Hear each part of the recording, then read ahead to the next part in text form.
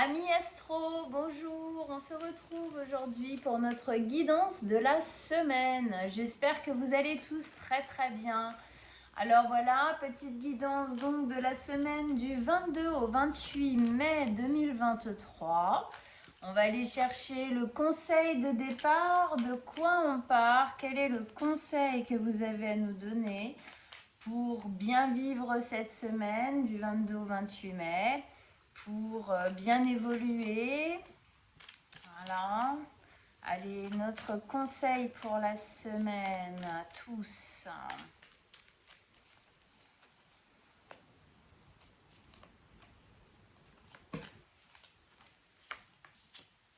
L'épanouissement, c'est pas mal ça, dis donc. Ok, alors je vais aller vous la lire, l'épanouissement. Hmm. Alors. Non. Ok, je l'ai. Donc, je vous la montre et je la lis. La reine de l'arc-en-ciel est-elle une plante fantastique parvenue au summum de sa floraison et de ses couleurs? Elle est très sensuelle, vivante et débordante de possibilités. Elle claque ses doigts au rythme de la mélodie de l'amour et son collier zodiacal est placé de sorte que le signe de Vénus repose sur son cœur. Ses manches sont pleines de semences que le vent éparpille de partout pour qu'elles trouvent racine. La reine de l'arc-en-ciel ne se soucie guère de savoir si ces semences tomberont sur un sol fertile ou sur des rochers. Elle les répand simplement à tout vent parce qu'elle célèbre la vie et l'amour. Des fleurs pleuvent sur elle en harmonie avec sa propre floraison et l'eau des émotions tourbillonne joyeusement sous la fleur qui la porte. Vous vous sentez peut-être en ce moment comme un jardin fleuri qui reçoit des bénédictions de toutes parts. Accueillez-les, accueillez les abeilles, invitez les oiseaux à boire votre nectar, irradiez votre joie afin que tous puissent la partager. Waouh, ça envoie du lourd. Ok, donc en gros, période d'épanouissement, d'épanouissement dans la vie en général, au niveau de notre amour, alors de l'amour pour les autres, mais aussi de l'amour pour soi-même, bien évidemment. L'amour qu'on peut donner à l'extérieur passe déjà par l'amour que l'on peut ressentir pour soi. Donc ici, on a un appel à s'épanouir, à continuer en fin de compte de faire fleurir les choses. C'est une notion avec voilà l'eau des émotions, tout, Vénus sur son cœur, la semence, tout ça. On a vraiment une notion ici de continuer à alimenter quelque chose, de continuer à vivre dans d'aller en tout cas vers des émotions et des choses, des secteurs de vie, des choses qui nous sont proposées dans notre vie, qui sont joyeuses, qui sont agréables, qui nous permettent effectivement de nous épanouir, de nous sentir bien là où on est et qui nous permet en fin de compte de développer cet amour, que ce soit le nôtre pour nous ou l'amour qu'on peut propager, qu'on peut donner à l'extérieur de soi. Donc ici, c'est une invitation à ça, c'est une invitation à s'ouvrir encore. Ces derniers temps, c'est quand même pas mal ça. On nous parle de s'ouvrir, de retrouver la joie, de s'épanouir en général. Donc là, c'est l'épanouissement. Donc là, on va chercher vraiment, en fin de compte, à aller encore plus déployer ces possibilités pour ouvrir notre cœur. Quand même, là, c'était pas mal porté sur l'amour, on va pas se mentir. Donc l'amour, on le voit de manière globale et prenez-le en tout premier lieu pour l'amour de soi. Parce que sans amour de soi, l'amour à l'extérieur, il est moins facile à donner, à répandre aussi. Ok, alors avec cette belle carte de l'épanouissement personnel, Qu'est-ce qu'on a avec le Light Seers, hein? Qu'est-ce que ça va nous amener en gros, hein, de s'ouvrir à l'amour? C'est aussi savoir accueillir les jolies choses qui nous arrivent, d'accord? Dans cet espace pour moi de se donner de l'amour personnellement, c'est aussi du coup moins se juger, moins se culpabiliser, donc se donner plus d'amour, pour pouvoir laisser la porte ouverte et accueillir en fin de compte ce que la vie pourrait nous amener de chouette. Alors, allez, on met une carte en dessous. Qu'est-ce que ça va nous amener, tout ça? Qu'est-ce que ça pose? Vos messages, votre conseil. Ah bah oui, hein. Bien évidemment. Avec ça, on a le valet de bâton. Bah, qu'est-ce que ça nous amène? Ça nous amène l'ouverture. Bah oui, voilà. Ça nous amène une libération. Ça nous amène en fin de compte, valet donc de bâton, ça nous amène un nouveau départ qui nous permet en fin de compte de continuer à gravir nos montagnes. Ça nous donne la force en fin de compte de gravir nos montagnes. Hein, il y a une phrase qui dit à chaque fois que tu arrives en haut d'une montagne, c'est une nouvelle qui commence. Bah oui, hein, la vie, c'est des apprentissages et des apprentissages et des apprentissages. C'est ça l'épanouissement. Hein. C'est savoir aussi passer d'une étape, la comprendre, hein, se relever quand elle a été difficile et puis continuer toujours à avancer. Et ici, il y a une libération.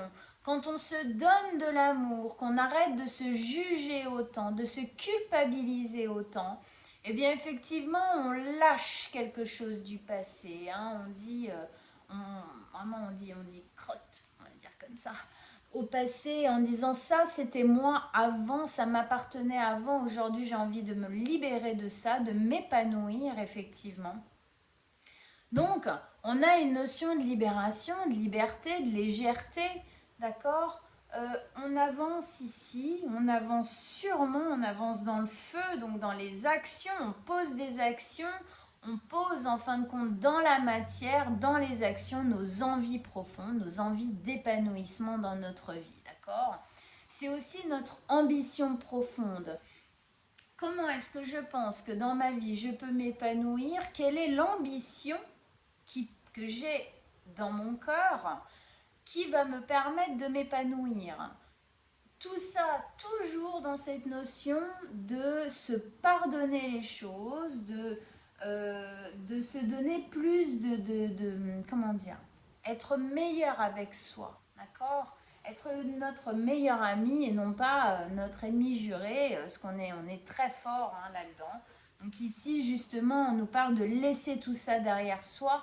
Hein. C'est un nouveau départ, le valet. Donc vraiment, on casse.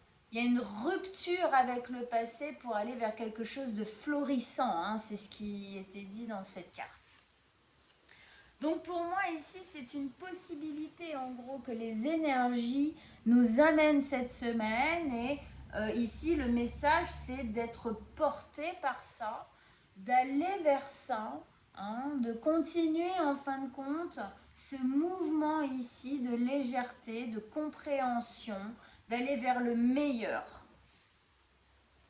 Et donc d'être aussi plus doux, hein, plus délicat avec soi-même. Hein. On est souvent trop rigide ou trop dur avec nous-mêmes. D'accord? Donc remettre de l'amour là-dedans.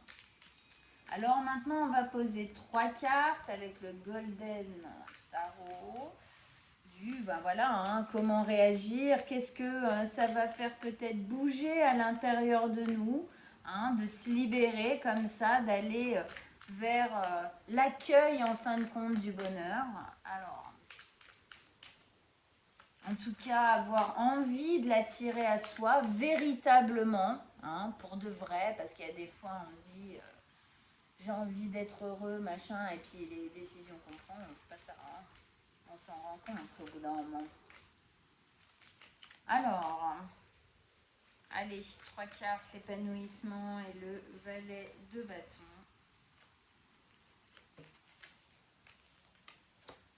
Oh, bah oui. c'est beau, c'est beau. Alors attendez, je baisse juste un petit peu parce que là, du coup, j'avais pas assez de place pour poser mes cartes. Bon, bah avec ça, on nous dit quoi? Bah, on nous donne la 3 d'épée, le valet d'épée et le chariot. Ça tabasse, d'accord? Donc déjà, la 3 d'épée, énergie dure. On voit bien ici qu'il faut contrer certaines choses. Hein. La 3 d'épée, c'est des énergies, c'est des blessures souffrantes à l'intérieur de nous. Hein. Souvent, je dis, ben oui, c'est les blessures originelles un peu de notre vie, hein, celles de l'enfance, d'accord, qui ont été perpétrées dans notre vie. Et souvent, ces blessures-là, on les met un peu sous le chapeau, histoire de les oublier un peu, de se protéger en fin de compte de cette souffrance, et puis de continuer à avancer. Hein. C'est aussi une notion de survie, les premières années quand on fait ça. Sauf que après, quand on grandit, quand on vieillit, eh ben, ça devient des chaînes, puisqu'on peut se défendre, mais on ne le fait pas. Donc on laisse ça pourrir bien au fond et ça fait en gros du gros n'importe quoi dans notre vie. Ici, il y a une possibilité justement, il y a une envie pour moi de s'épanouir, donc de se pardonner. D'accord, de pardonner au passé, de laisser le passé derrière et surtout de faire en sorte en fin de compte que ces souffrances-là du passé ne viennent pas entacher en fin de compte ce bel élan d'épanouissement et d'ambition qui est en train de se poser. Hein, c'est des épées, donc c'est des blessures. En fin de compte, parfois on dit oh non, c'est du passé. La vérité, c'est que c'est pas vrai. C'est que ces épées, elles sont encore dans le cœur. Donc, ça ne peut pas cicatriser. Il faut les arracher. Hein, alors, on peut être là justement, vu que c'est une semaine d'épanouissement. On est, à mon avis, le processus est en route que justement d'arracher ces épées pour pouvoir enfin véritablement guérir et pour pouvoir du coup, c'est en guérissant hein, en fin de compte ce genre de blessure qu'on peut véritablement se donner de l'amour et grandir, s'épanouir. Oui, ça va avec. Hein. Alors pourquoi je parle de ça? Bon déjà parce que cette carte-là, elle est là. Mais deuxièmement parce qu'on va bien comprendre quand même en psychologie qu'un enfant, quand il est maltraité ou mal aimé d'une manière ou d'une autre, il y a plein de sortes d'accord, de souffrances qu'un enfant peut subir, il va ressentir de la culpabilité. Mon père, ma mère m'a fait ça, c'est parce que je suis pas assez bien, d'accord, pour qu'il m'aime ou pour qu'il soit gentil avec moi ou blablabla. Donc obligatoirement, on porte, hein, tout à l'heure je parlais ici d'un jugement qu'on pose sur nous, de culpabilité qu'on pose de notre passé, ben oui c'est ça. Donc effectivement, attaquons-nous à nos blessures profondes pour les guérir une bonne fois pour toutes, d'accord? Pour pouvoir justement, ici c'est vraiment, mais je le sens, hein, ces semaines, à chaque fois ça tourne vers le lâcher du passé pour pouvoir s'épanouir dans l'avenir. Ici, hein, vraiment énergétiquement, on sent qu'on nous pousse à nous libérer, hein, véritablement. Bon, alors avec ça, bah oui, obligatoirement, le fait en fin de compte de guérir des blessures et d'aller vers notre bonheur, d'accepter d'être heureux, est le truc de dingue. Alors on dit ça comme ça. La vérité, c'est que je vais dire ça et les gens vont me dire ah bah bien sûr que je vais être heureux, mais des fois c'est pas vraiment ce qu'on fait, d'accord? Donc quand on accepte vraiment d'être heureux, de prendre les décisions et de faire les efforts aussi, le travail nécessaire intérieur et parfois aussi extérieur pour aller véritablement vers ces énergies-là, bon bah là effectivement on tombe dans le valet d'épée. Le valet d'épée il nous dit quoi? Il nous dit qu'effectivement on apprend à faire les choses différemment ici. Il y a une notion de confiance aussi dans le valet d'épée, d'accord? On reprend confiance en soi quand on se donne plus d'amour, plus de possibilités, qu'on se pardonne, on se donne une légitimité, d'accord, à aller vers des choses positives. Obligatoirement, on change une façon, on change même une bonne partie de nos façons de faire. On va pas vers les mêmes choses, on va pas vers les mêmes gens, on les fait pas de la même manière, on les pense pas de la même manière et on les ressent pas de la même manière non plus. Donc ici, on est comme en apprentissage, d'accord? C'est comme si d'un coup, on était apprenti de notre vie. J'apprends à me gérer, à gérer ma vie, à aller vers de nouvelles choses. Je réapprends. C'est comme si on réapprenait à vivre. Dans cette carte, il y a une notion aussi de changer de terre. On quitte une terre qui était... Alors justement, elle disait ici, elle s'en fiche de savoir si la semence qu'elle envoie sur le monde va sur une terre fertile ou sur des rochers. Alors là, justement, il y a une notion en fin de compte ici, on quitte une terre qui n'est plus fertile pour aller vers une terre fertile. Alors c'est la notion que même dans la terre qui était infertile, qui aujourd'hui n'est plus fertile, on veut partir de cette terre, c'est aride, ça parle plus, tout ça. En fin de compte, elle l'a été fertile cette terre. Pourquoi? Parce qu'on a eu des leçons, on a appris plein de choses de ça. Mais bon, on va quand même aller vers une terre plus rayonnante, un truc qui nous parle, un truc qui pulse, un truc qui fait vibrer quoi, hein, l'épanouissement justement à l'intérieur de nous. Donc tout ça c'est super positif, d'accord? Mais obligatoirement ça passe par un travail personnel, c'est sûr. C'est sûr. Hein. Il faut accepter de lâcher ce qui a été souffrant, de lâcher le passé. Il faut accepter de faire les choses, de voir les choses et d'aller vers des choses différentes. Hein. Tout ça, de faire tout ça différemment. Alors avec ça, on a quoi? Eh ben on a le chariot. Super. Ça nous dit quoi? Ça nous dit que si on fait ce travail-là, si on arrive à voir les choses sous cet angle-là, c'est un chemin de victoire. C'est un chemin justement, justement super fertile.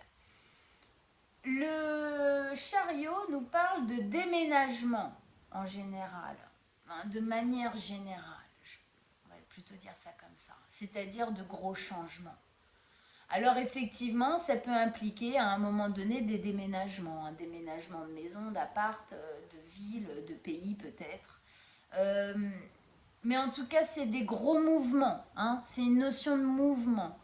Donc déjà des mouvements de cycle, on a quand même 2 cartes de nouveaux cycles ici, hein, c'est pas anodin. Quand on s'ouvre vers l'épanouissement, obligatoirement on engage un nouveau cycle aussi, d'accord? Et quand on décide de guérir ses blessures, eh ben on en clôt un pour pouvoir ouvrir tout ça, d'accord? Et ça, c'est un peu la continuité. La continuité, c'est effectivement des choses qui bougent, des choses qui changent. Hein? On bouge physiquement, intérieurement, tout ça c'est en mouvement. Et il y a une notion de réussite, de victoire dans le chariot, d'accord? C'est aussi une notion d'équilibre, c'est-à-dire que c'est là où on va trouver le véritable équilibre dont on a besoin. Pourquoi? Pour s'épanouir. D'accord? Donc, hein, on a un beau mouvement ici de libération pour pouvoir s'épanouir. Et ça, le chariot, c'est une route, c'est une direction qu'on prend et on y va. On y va, on fonce, alors plus ou moins lentement, plus ou moins vite. Ça dépend des moments, ça dépend des périodes, ça dépend à quoi ça touche, ok, dans votre vie. Mais en tout cas, c'est une direction qu'on prend et on y va. Ok, dis donc, c'était un beau tirage ça encore. Alors j'espère que ça vous a parlé. J'espère que ça vous a donné envie de faire ces efforts intérieurs, ce travail personnel, d'accord, de plus, quelque part aussi plus se respecter. Hein. Se respecter, se redonner de l'importance, se redonner de la valeur, de l'estime, du droit d'être heureux. Tout ça, tout ça. D'accord, que ça vous a motivé à aller vers des choses meilleures pour vous. Voilà, amis astro, eh bien, on se retrouve très bientôt. Là, j'ai commencé les guidances pour le mois de juin, donc dans une semaine et demie, elles vont être là. Si vous désirez une guidance personnelle, je mets comme d'habitude mon mail en dessous de la vidéo. Vous pouvez m'envoyer un petit message, je vous répondrai avec plaisir et on prendra rendez-vous ensemble. Je vous embrasse tous très très fort. À très très bientôt, amis astro. Ciao ciao.